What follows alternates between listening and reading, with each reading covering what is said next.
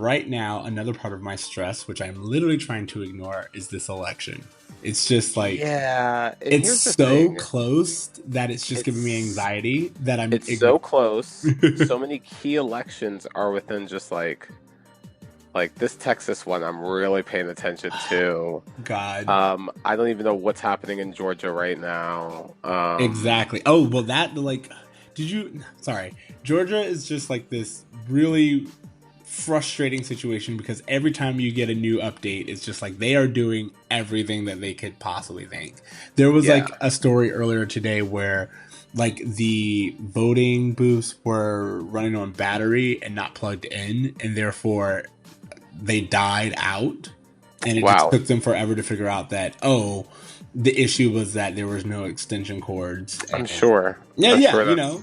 So, and it's just, I just don't understand how voting is not a national holiday.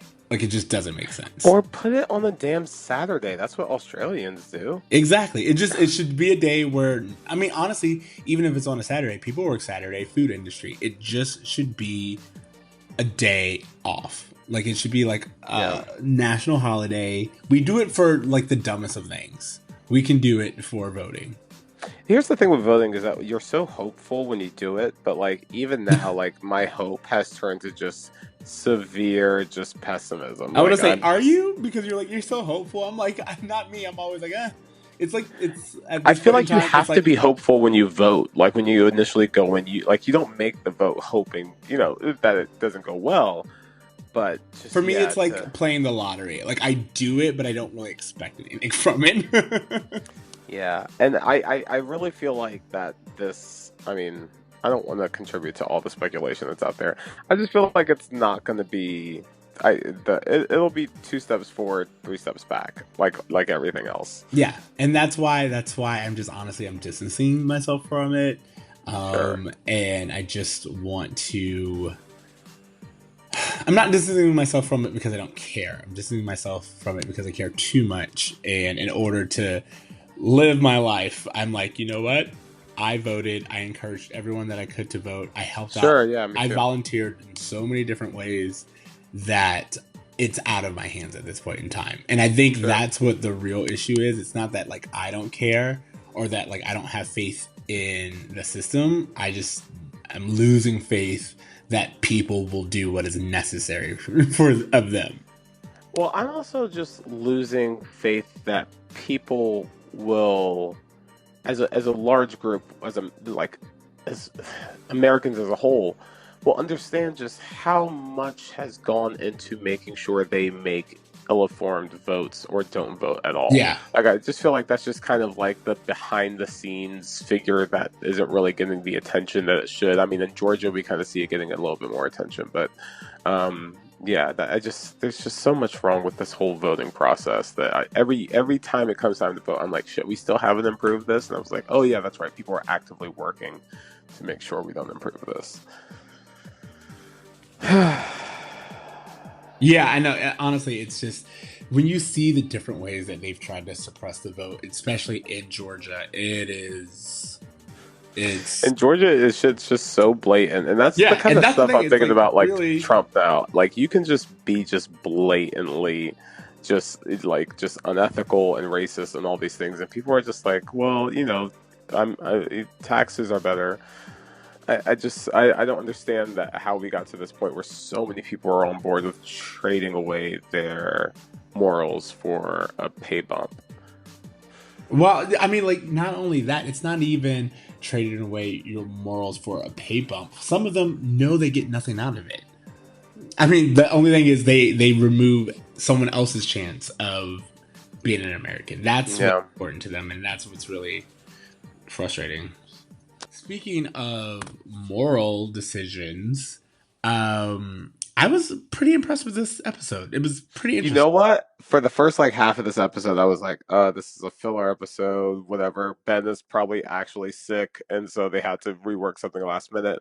But then I realized, no. This is Eric and Feeney's episode. Well, This Eric is and where, Feeney's, but then also Shawn and Turner's. Like this is yeah, pretty much a there's pivotal so moment. much establishing of like what these other characters are gonna be that it almost seems like it was purposeful Yeah, to have Ben exactly. get out the way. It is really funny because kind of like what you were saying earlier, the moment I started watching this, anyone who has been keeping up with these Comic Con conferences know that they said whenever Eric got a storyline or Sean got a storyline, it's usually because Ben Savage was like doing something educational. And so like they just didn't have him.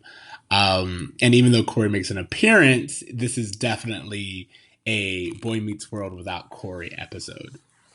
Yeah, I mean they do a really half-assed attempt of filming for like 2 hours one day and splicing it into the episode to make it seem like he had this mono storyline. Um, but yeah, other than that, it's pretty much a Sean and Eric focused episode, which I can't recall ever seeing. Seeing so far. Yeah, well, I mean, there's that. I was thinking that too. It's like it's interesting to see because they do a lot of structuring around there's no Corey. And like they mention it, but it's interesting to see these scenes that you get without a Corey.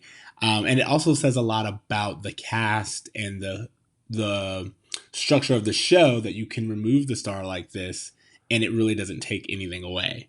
It's almost like it was an experiment to see like can we still make this work without Ben?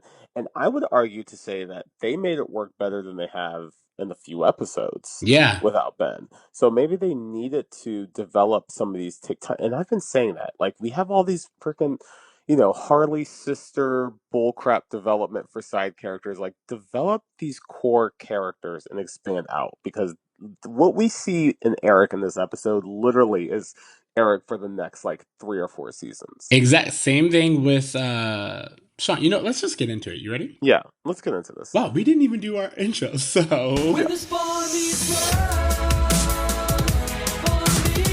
world, when the spawn meets world. what up, bros? What up, bros? What was that even like? And I was Halloween I was was trying to last do week. an SNL kind of like a Oh, okay. I was like, that was like a Halloween thing. no, I was trying something different. Whatever. What up, bros? Okay, yeah, exactly. So anyway, moving forward, welcome to episode 41. I'm Siege. And I'm your boy TC. TC. We kind of did like a little what's up, but let's just bring it back and see how you doing. What's coming up? Well, things are great. I am watching the news and having small strokes, but other than that, things are cool. It's Yeah, election night for those who are listening to this I episode. want to We say, recorded. whoever's listening to this episode right now, we are recording literally while I'm in Seattle for work, and TC is watching the election. So just because of everything, we're recording a little bit off of our usual schedule, so we'll have a quicker turnaround time.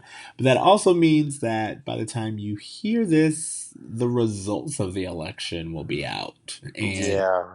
hopefully you're breathing a little bit better than we are. Yeah, Guys. exactly. Just a little bit. Like, I don't know, like maybe this is taking your mind off of things, or maybe, this is just the cherry on a good week. I don't know. I'm hoping, I'm putting positive vibes out there for future you. Let's talk about this episode. We've already kind of did a little bit in the beginning again. So do you want to just go right into the tell me about it? Tell me about it. This is season 2, episode 18, by hook or by crook. The supporting characters take center stage when Corey catches a cold. We start with Eric and Jason planning for a trip to Europe. Only Amy and Alan tell the boys that Eric can't go until he pulls a B average. The boys try to take the easy way out by bargaining with Feeny, but Feeny suggests they get a tutor and earn better grades. The tutor, Tori, ignores Jason's smooth talk, but has a thing for Eric. In fact, she's willing to give Eric the answers to the test. Eric refuses, but notices that he still receives an A after leaving half the test blank. Eric is determined to earn a better grade on his own on the next test, but Tori offers him the answers again. This time he takes them and passes, but the guilt from cheating forces him to confess. In a B plot, when Turner's bike needs repair, Shawn has a connection.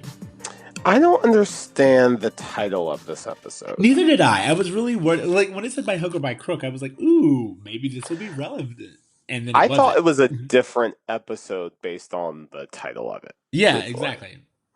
Yeah, as we were saying earlier, this was it was a really interesting episode because we don't see our central character really at all. But we really see them taking advantage of this time with these side characters, Eric and Shawn, that we see all the time, but never really get much development. I mean, we learn a ton about both of these characters, and they have they really do a great job of setting up these relationships with these male role models that will become such a huge part in their story arcs going forward. Yeah, no, I'm really, really excited with what we got with these, because it not only did it lay the foundation, but we just were able to see what the show could do without Corey, you know? Yeah, and it seems like you know what, just taking some time to really focus on these side characters. We get Jason, which is always really great. You know, we Yeah, love Jason was Jason. fun in this, even though he's always Jason. He's kind of like, I'm noticing, he's a little one dimensional in his character, but Jason Marsden plays it so well that it doesn't really matter. I had a question about Jason. At a certain point, like Jason's trying to get a B average too, but did his parents put a rule on him going to Europe? No, and I think that's two thoughts I had on this. One thought that I had was that this is why we don't see Jason anymore. Jason goes to Europe and just never comes back. But then 100%. also, I think that it's just one of those camaraderie things. He's like, you go, I go type situations. So Jason doesn't need his parents' permission. It doesn't seem like it's reliant on that, but he wants to kind of do it out of solidarity. There's this really funny bit where Eric is talking to Feeny and Jason's like miming him as they're talking. Yeah. They just have such great comedic timing together. And even though like sometimes their dialogue kind of makes me roll my eyes, Jason's just so damn charming. I liked the hands-on experience. Yes, a little bit. But see, Dad, that's why I'm not doing well, because I don't have any hands-on European experience, That's why we're going to Europe, to get our hands on something. Again, it's not the greatest, it doesn't age that well, but just the idea of that's why we're going, to put our hands on something.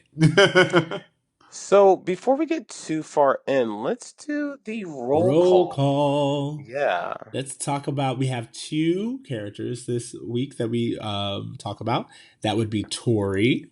Yes, Tori Hart, which is the most 90s pretty girl name I've ever heard in my life. Tori Hart, I love it. Tori Hart, and then Uncle Mike.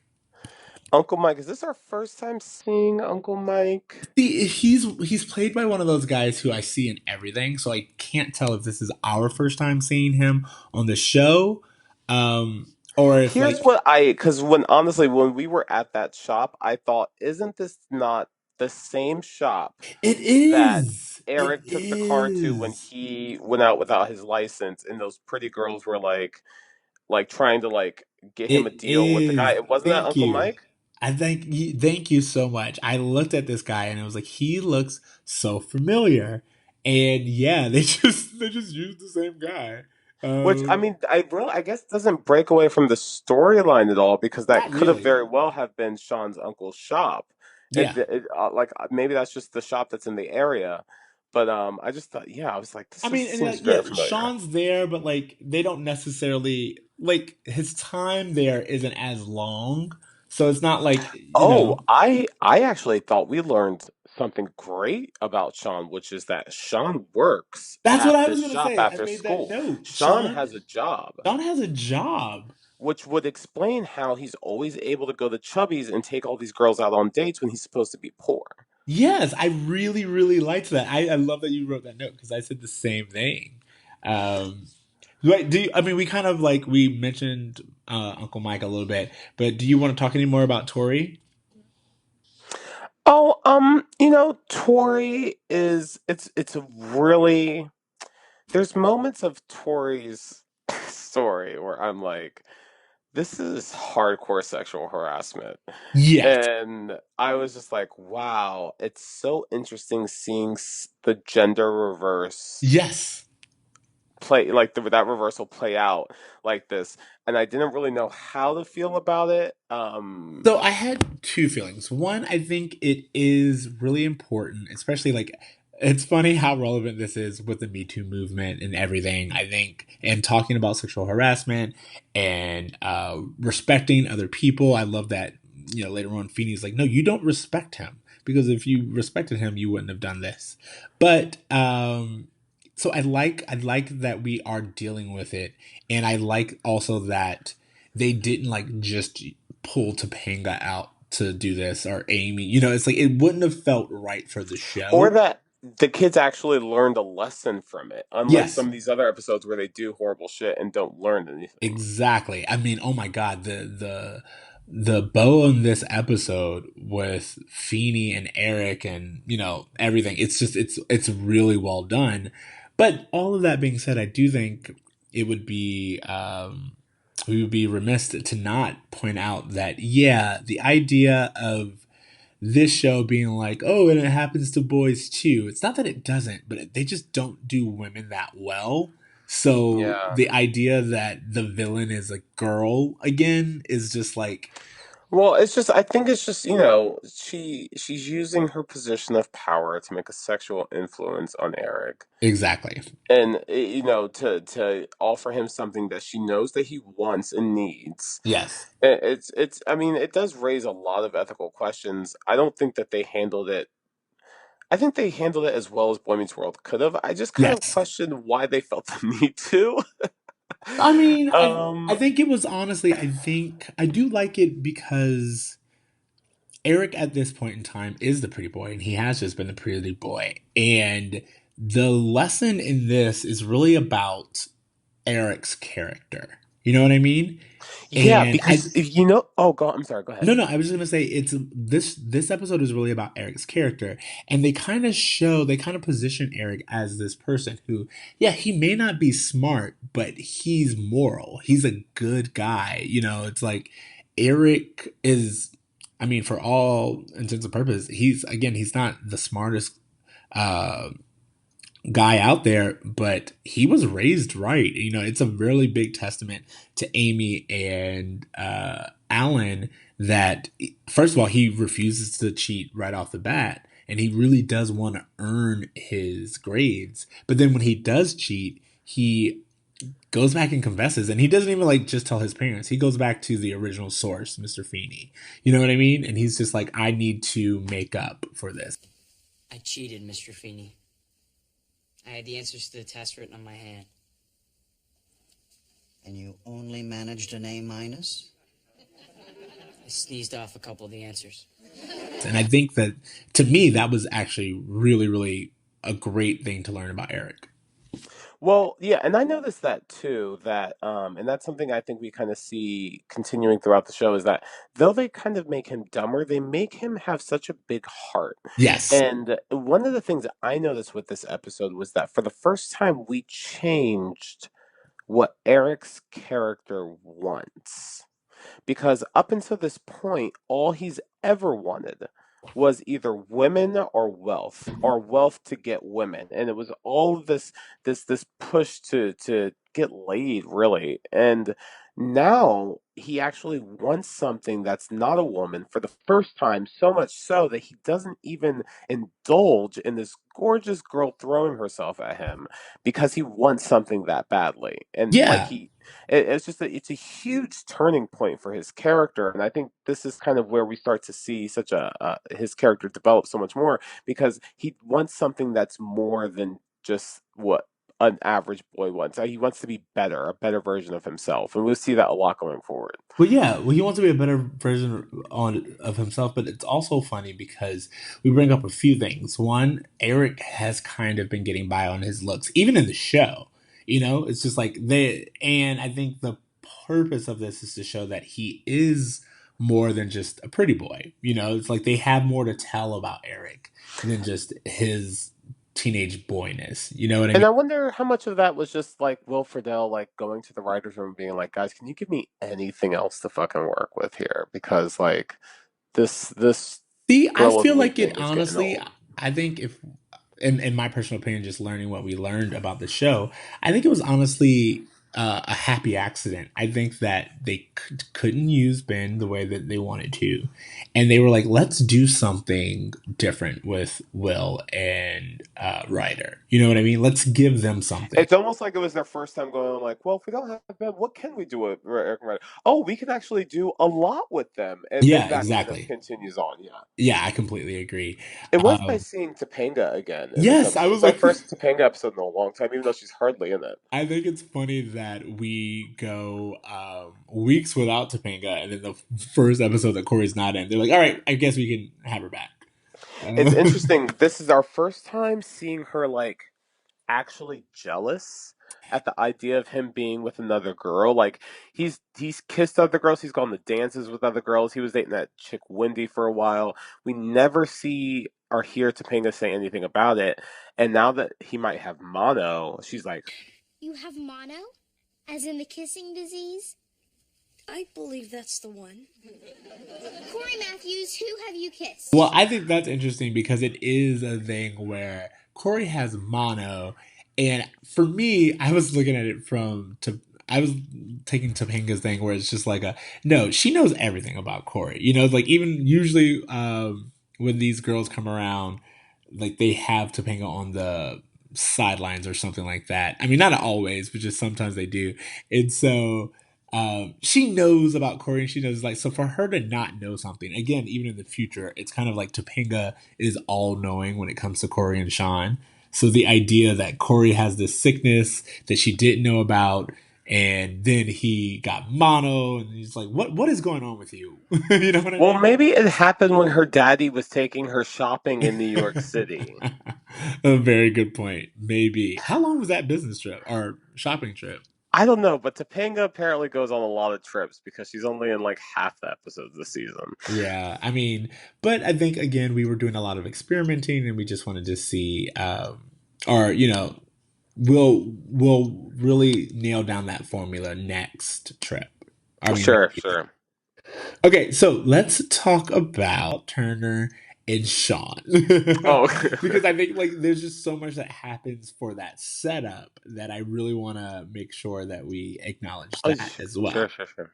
I mean, so first of all, like a lot, we hear that Mr. Turner got his bags mixed up on the bus, and they're like, "Wait, you're taking the bus? What happened to your motorcycle?" And I just love that right here we get a lot. We get there's this identity of Turner being known for his motorcycle, and then we talk about Turner's salary a little bit, and I always love that they remind us that these are teacher salaries, and that they're working class for all intents and purposes. The note I took for this scene was these classes are like 8 minutes long. Why are they wasting this much time on this bike? Yeah, I mean that is funny, but also I will say it is Shawn who's asking most of the questions. So you always had that one kid who would extend asking the teacher about their personal life, so you didn't get any new homework. I really love Shawn obviously is like recommending his uncle to Turner, saying, Turner. "Hey, take it to my Turner," saying, "Take it to my uncle's shop." And he gives him a business card, and the first one is for Uncle Leo's bail bonds and prosthetics. Yeah, One way or another will get you on your feet. Is I a love it. hilarious That joke. is hilarious. Absolutely. And then what I loved about this, not only do we get a little not Corey, Shawn and Mr. Turner dynamic, which we're going to get a lot more of. I'm with you where it's like, I love how protective Corey is of his teacher. And he's like, this dude is, Sean. yeah, sorry, Shawn. How protective Shawn is of his teacher. And he's like, this is my teacher. That means something to him. And I think that's so fantastic. So much so that he's like, he's like, I want you to treat him special, like family. No, not like family. Yeah, that's really funny too. Um, uh, Yeah, when I saw Sean stand up to his uncle, specifically like in that kind of last scene where he gives Turner the bill that's like $1,500 when he was quoted like $300, Yeah, which is outrageous. 5 times. Um, but yeah, I just thought it was really we saw how much it meant for Sean to have like a strong male influence in his life. That even though we've never really seen him and Turner have a quiet moment before, you can still kind of understand why this man is so important to Sean. Exactly. And I also, it kind of sets up the fact that he's, when Turner is like, I'm not going to give him any favors. Uncle Mike's like, That was a really interesting revelation as yeah, well. he's like, no, Sean's the scholar in He's the the family. scholar in the family. And Turner's like, I don't think you're lying to me. Yeah. I really do wonder, like, how bad Sean's grades are really, because, like, he's never left back. Yes. He's not failing everything, but he's obviously considered the in the bottom of his class. So I'd be very interested to see, like, obviously he's not getting all D's and F's. Yeah, I think honestly he's probably like one of those 7.2 students, you know what I mean, where it's like Yeah, he's mostly C's. Occasionally he'll get like a B once a year, and a few D's, but like it averages out to where he passes. But I think also the thing with Sean is that, I mean, Turner and Feeney are constantly like, you can do better, you're just not willing to. You know what I mean? you know what's something I thought about, and we had this was. I'm so sorry because this was in the previous episode, but I just remembered this. Sean did that trailer park poem. Yeah.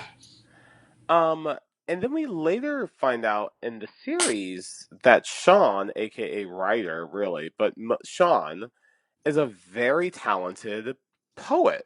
Yeah. And so I wonder if he's getting like decent grades in his English class. Like That's if also, that's just where he excels in, if that's where his like mindset is, and like the science and math just isn't his strong suit. well, I don't know because his English clashes with Feeney.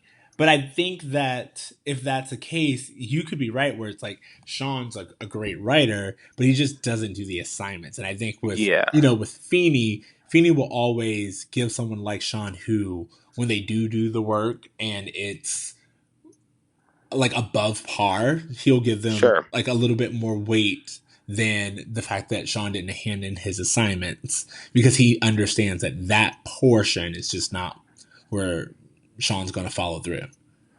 Yeah, funny how both of our main characters in this episode struggle with grades. Yeah, exactly. And I also want to go back to, I'm glad that we hit on Sean and Mr. Turner, but I also wanted to go back to the whole Tori and Eric thing for a few reasons. One, I was like, when we see Tori beginning to tutor, Jason is like going in for it automatically. He's And hilarious he's in every. funny, but Yeah, she's he's just so like, funny. you got that out of your system? You good? And he's like, yes, yes, I am. And she immediately is into Eric. And I'm like, is she just into tall dudes? Because, I mean, Jason's not bad. And if she's looking to like break the rules, it's clearly, it Well, has to be something superficial. she gave Eric goo goo eyes like right off the bat Yeah, but when that's what she I'm saying. first Is saw she him. just Yeah. into tall dudes? Because, like, Well, no, I mean, she goes on to say like with a face like yours, you don't really have to worry about anything in life. but they're, Um, I mean this in the best way possible. They're 90s white. There's not that much different in their faces. very true. Um, the It's mayo really is not strong that. with these two. Yeah, there's really not Um, that much difference. Like hair color, possibly, but other than that, if you were to like put them on the same level, and maybe it's just because I find Jason more attractive, but it's just like there's just not that much that makes Eric like 10 times dreamier than Jason, and the only thing I can see different is height. yeah, possibly. I mean, girls, in Yeah, my experience, tread softly. I know many women who prefer to have a taller dating partner. Yeah, of course. I mean, Um, I'm tall, and so I am well aware of sure, the sure. that is in the dating world. Um, I thought it was very interesting how for a season and a half now, we've seen Eric really just like be disgusting about women. Um, and like for the first time, like his foe in this episode is a woman who is like making him into the meat. You Yes. know, Well, I like don't that think it's was just the being the meat thing, which she does say. He's like, "Oh, you just think I'm a piece of meat," which is funny. But I also feel that if she was into him or if there was like some kind of equality in the relationship, he wouldn't feel that bad. It is. I think she hit on the insecurities of Eric's, which is that he's not smart. You know what I mean? And it's the fact that she doesn't think that he can do it that really bothers him. You know? yeah, and it's also really interesting too because like I don't know. His confidence seems so much better. Like I recall like in previous episodes of him like, spending forever trying to look good for a date or whatever. And now he's just like, "Oh yeah, I know I look good, but I want to be more than that." And I Yeah. just thought that was an interesting like revelation that, oh, okay, so he's aware that he's attractive and he's confident in that, but he wants to be more than that. So that's cool. It's one thing when like you tell yourself, "Oh, you're not getting good grades because you're not trying." But when you have someone who you respect, because I will say that not Sean, Eric respects Tori. When you have someone that you respect, kind of telling you, "I don't think you can do this," it's one of those things where he's like, "Oh, well, I always thought that if I tried, I could do it, and you're telling me that I can't," and that's a completely different shot to the ego. You know what I mean? Totally. Also, it's just another example of Boy Meets World creating these like villainous, terrible women Well, that's that why I don't said exist in early real on. life. I was like, well, no, I'm not going to say they don't exist. I think it does.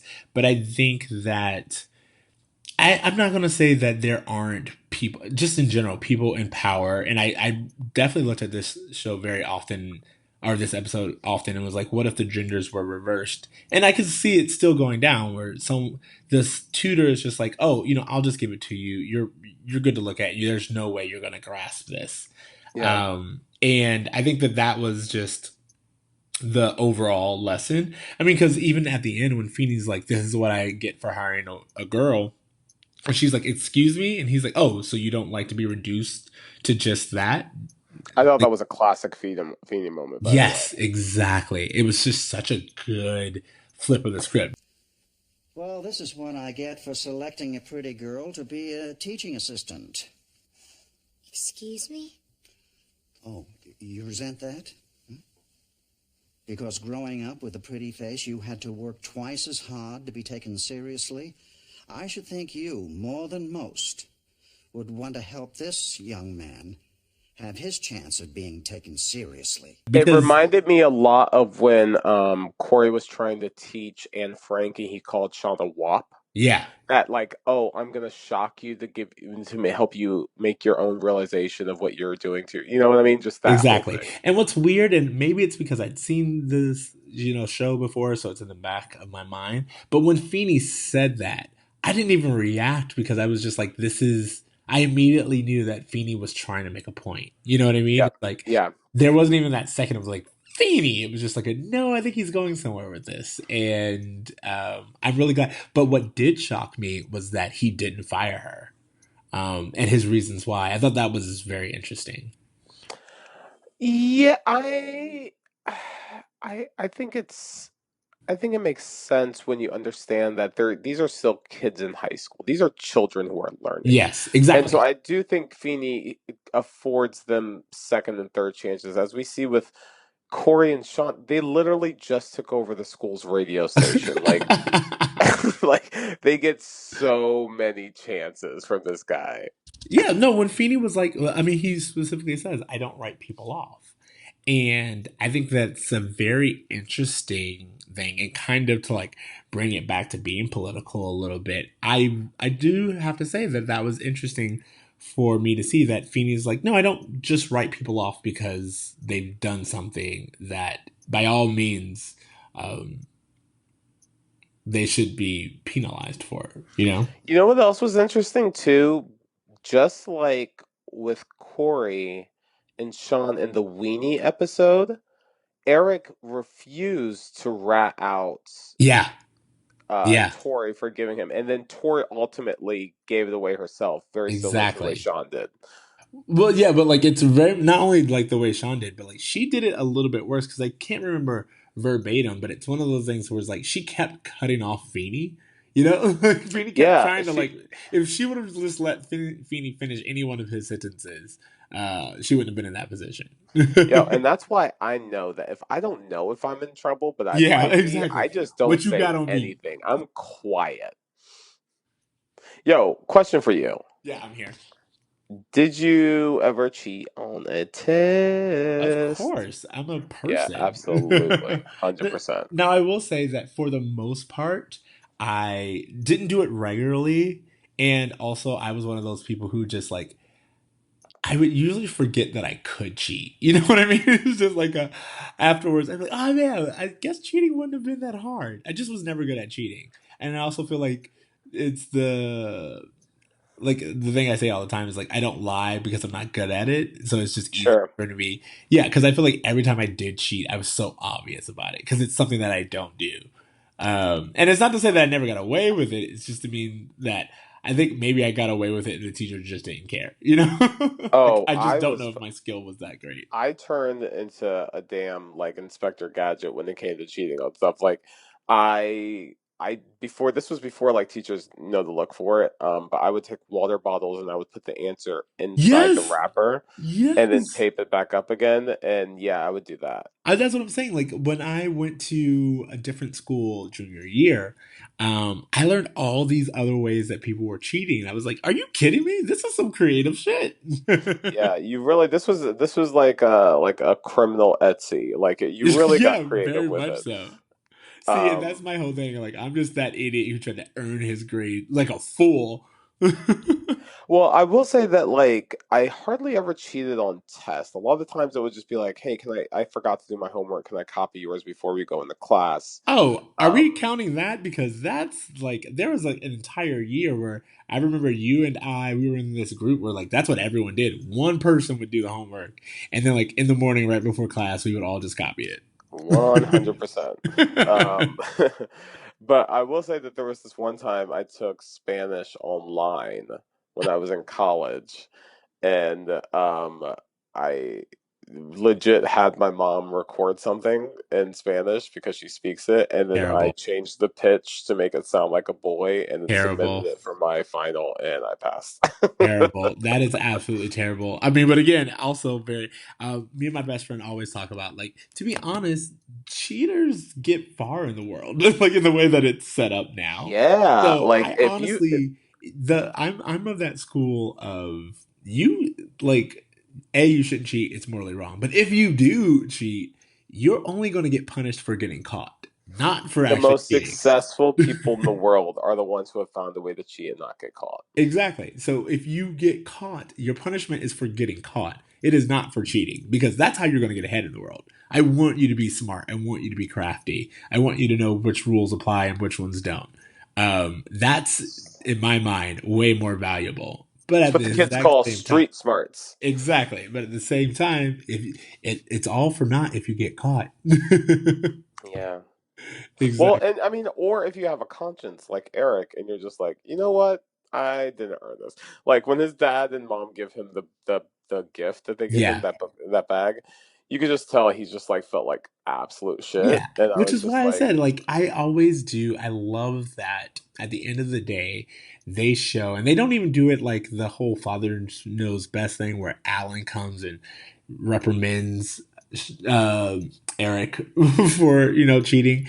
It's all just the way he was raised. He knows what he's done wrong and he owns up to it. And I think that's really, really great to see that. well, he couldn't get his refund for the Europe trip, so they ended up sending Morgan instead. I love these little side stories we create because it just makes sense, and I say that we go move forward with it. All right, Honestly, I have no idea where Morgan is. Just and I didn't really saying. care. I think we Nope. we didn't need her. Nope. All right. So do you need anything else? I mean, like it was short and sweet. No, yeah. That's all I got. Okay. So the only other thing I did want to say, there's like a little small note. There's this scene where um Eric's like, I'm more than just charming and funny and, all this other stuff. I'm really smart. You don't know. And he like walks into the girls' bathroom and it's like this joke. But I was like, to be fair, that has always been a boys' bathroom up until like an episode ago. Yeah, I So mean, I would get confused as well, truthfully.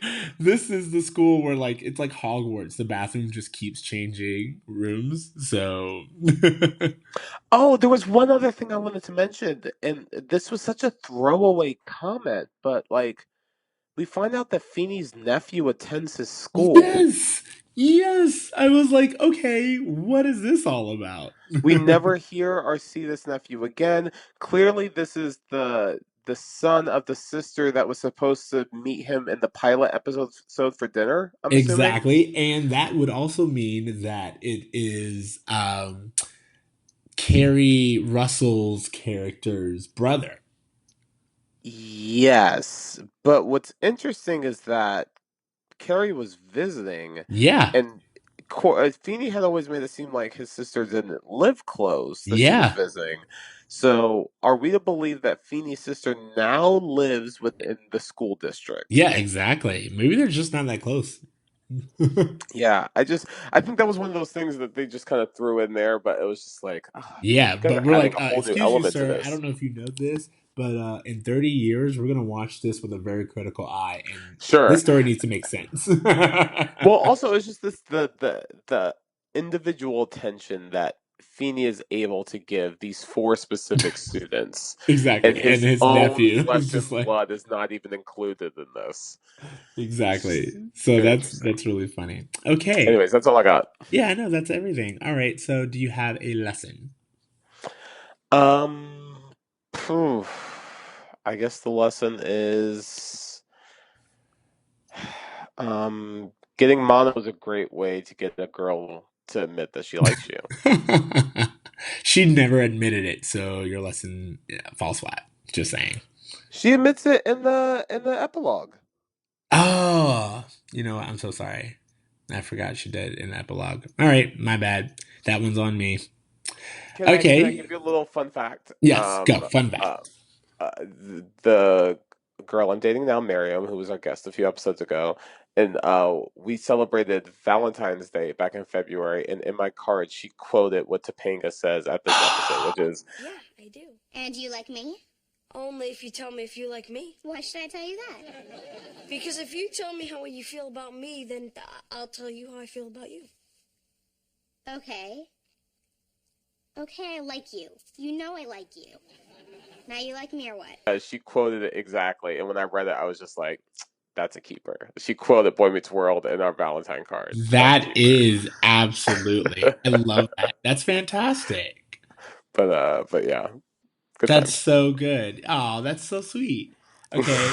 The And show just like plays such a huge part in our lives, I want to guys. say, plus Boy Meets World is so important to us that anyone who were to use it, you're like, yeah, you automatically, Yeah, you fam. Automatically. You get it. you get a date. Okay, so my Feeny taught me would be, I guess, to not write off people immediately. I Sure, think sure. I'm gonna take Feeny's advice and just be like, you know what? Did you learn something? Which I think is also Yeah. really important. It's not that he just was like, you know what, you get another chance. He was like, did you learn from this? And if you It's learn almost from like he's this, choosing to reform instead of to punish, which oh is my not god, really how I who know of. knew that would be effective? Oh, wow. Right? God, this nation does need to watch more Boy Meets World. Okay, Hey, so I don't mean to go too far off topic, but were you turned on by Turner at all in this episode? remember I told you I've had a lot going on and I've been really busy, and I promise you, when I was writing this, my notes, I was like, I didn't remember Turner's look at all. Like, and I don't know if I was just busy or what. I just honestly, I can't think of a single moment of like So I guess this episode Turner. gets a lipstick for Turner. Ooh. It is not. I wanted to be very clear in case Mr. Turner is listening because he's a very avid fan. Of course. I never have a limp dick for Turner. I just didn't notice it because my life was hectic. But Sure, sure, sure. that just means next week we got to come back stronger, maybe shirtless. 100%. You know. We're getting there, bro. I mean, you promised me this, and if it's not up to my standards, I want at least like a 3 second. I honestly think we're gonna get there, but who am I to say? We'll I have to want wait like and a see. audience woo and like us that like time for applause, like shirtless. Like that's what I want. No, you know what? I don't want that because I don't like how the audience will woo for both Turner and for the boys. Like it's strange to me, and I'm not here for it. Choose one or the We other. do it all the time in other TV shows with the opposite I'm sex. not. So I don't like it. I how don't many like it. times did Kelly come downstairs and Married with Children and it was just the audience going crazy? Yeah, but So okay, that's fine. They only did it for her. They didn't do it for her and the mom. Like it's a weird thing to sexualize occasionally both the they child and did. the adult. Occasionally they did. And do you know what this generation is like now? Do you watch porn at all? It's all disturbing. It's all right. I mean, I admit that it's disturbing. I'm just trying to point out that it's disturbing that to sexualize both age groups. That's all. Okay. So what grade are you giving this? I'm giving this episode a I'm I'm giving it a B. Okay, sweet. And is there a reason for the B? I'm giving it a B because um I really felt like they did a great job of establishing these relationships that are going to be really important going forward. They did a great job of developing these characters. I just overall don't really think of the episode as very interesting or memorable, other than the fact that it's this launching pad for these other great relationships. Exactly. So I'm very similar to where I am giving it a B minus, and it's literally because this is a great episode. It's fun. It sets up a lot of things. There's nothing really wrong with it other than the Corey scene, which is like, eh. But it just isn't that memorable. They kind of waste some time, so it just could be better. Um, yeah. Just so you know, I did look it up, and the tank top Turner scene is in like 2 episodes. So I do just have to wait. I'm so Just a little bit excited. longer. There you go. Okay, how about homework? What you got? Oh man, so much great homework. Okay, so if I had to whittle it down, there is a podcast that I'm listening to called Sold in America, which is about sex trafficking, and I promise it's Ooh. not as depressing as it sounds. It's just about sex work and sex trafficking and just like what it is to be a sex worker in the United States, and it's just a very, very interesting podcast series that I'm really liking right now. I'm also loving this other podcast called Dissect, Uh-huh. which basically it takes classic albums and just breaks them down song by song. And they're Ooh. doing Miseducation of Lauryn Hill. So just to get like a full breakdown, track by track, lyric by lyric of everything that's in Oh my. this How do they amazing even album. do that in like such a short time? Yeah, apparently they've done To Pimp a Butterfly. They did My Beautiful Dark Twisted Fantasy and Frank Ocean's Blonde. But yeah, they're doing Lauryn Hill now, and I'm just obviously like this album is just such a classic. So it's just a great series. So Dissect is the name of that podcast. So you should check it out. Okay, wow. So my homework is going to be I've been doing a lot of traveling and Netflix has been a friend of mine. So I binged um, two of the, I guess they would be Halloween shows, but it's still fall. You can check them out, which was Sabrina the Teenage Witch, or I think it's called Yes. the Chilling Adventures of Sabrina on Netflix, which is really good. It's really dark. I love it. And it's funny because it's clearly it has like shadows or reflections of the 90s sitcom, which is like way more fun and camp. But it's its own show, and it's still in that Riverdale universe, but way darker than Riverdale. I don't know if you like teen shows or if you Is it like a witch direct shows. spin-off of Riverdale, or is it its own show? It's its own show, but they do explain that it's in the same universe. Sure. Yeah, Yeah, but I would like to check it out. I would also you like to should see definitely check it out, this dude. Mexican charm show or whatever it is. Like, Yeah, I mean, maybe I will. I don't know. I just Charmed is like a whole different beast, and I just don't understand why they couldn't just name it something else. Like, why did it have to be Charmed? Why not Charmed Generations or like whatever? It's just like there are ways to do I'm these okay things. with them pulling a Hamilton on this show that I honestly didn't think is that great of a show to begin with. Excuse you, sir. No, Charmed is Even phenomenal. The the first most few hardcore seasons. Charmed fan can No, admit that show let is me tell you so right cheesy. now, sir. Charmed. You know what? Now we have 3 assignments. Go watch the first season of Charmed, because not only is Charmed like an okay CW series, but the first season, and I think the first 2 seasons, every demon is a white male, and every innocent is a person of color or a woman. And this is like, it was a really great show. It was very progressive. The first season had a lot more people of color than you usually get in these shows, especially for the 90s. It had like an Asian love interest early on.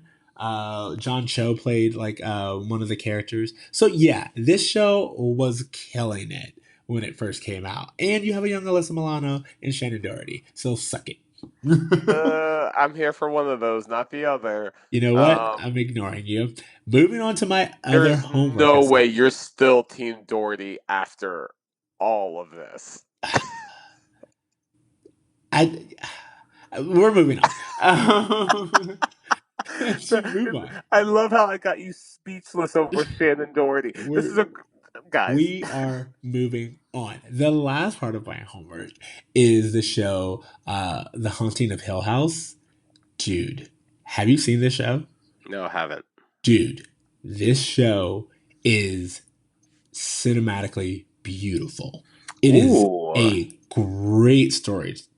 First of all, the characters are ridiculous. I dare you to not fall in love with one of these characters. It is the acting is just so good, and then the way this show is shot. Honestly, I can't even without any spoilers. I won't tell you what episode. There's one scene where it's a 16-minute take scene, and the actors literally did everything in one take. Like they just would move from one spot to the other really quick because there's a lot of time jumps and all this other stuff. And it's so good at subverting expectations because it literally leans into everything you expect from like a haunted house story and then does something different. And it's phenomenal. You gotta check this show out. I'll have to check that out. Yeah, you really, really got it. And I promise you'll be hooked from the first episode. But like halfway through the series, is just like sometimes you need a break because it's so good, but it's so heavy. Sure. It was one of the shows that I literally I could barely keep my eyes open. I was so tired from everything that's going on. But I was like, must figure out how this episode ends. So it hooks you. Okay. Yeah, all right. very much so. And they even end. It's one of those shows that I like anyway, where each episode kind of ends on a cliffhanger. So it's like they dare you to walk away. You're like, well, I'm clearly going to come back. Huh. Okay. Right. So that is us. Hopefully you voted, and the world is a slightly better place, even if it's just a little bit. Thank you guys for listening to Bro Meets World. Remember, you can find us on Spotify, iTunes, Stitcher, YouTube's, all the things. Message us. We miss hearing from you guys. You can follow us on Twitter and Facebook at Bro Meets World, or email us at bromeetsworld@gmail.com. Tonathy. Yeah, you can catch me on Instagram at @abraverme, and you can also catch me at the voting polls because that's where I be. Exact. And you can find me on Twitter at extraceej. That's XTRACEEJ. After that, I'm just, you guys, just remember to dream, try, and Do some good, Do please. some damn. The world good, needs guys. more good. It just does. Try. Dream, try, do good. All right, later, bros. Later, bruh.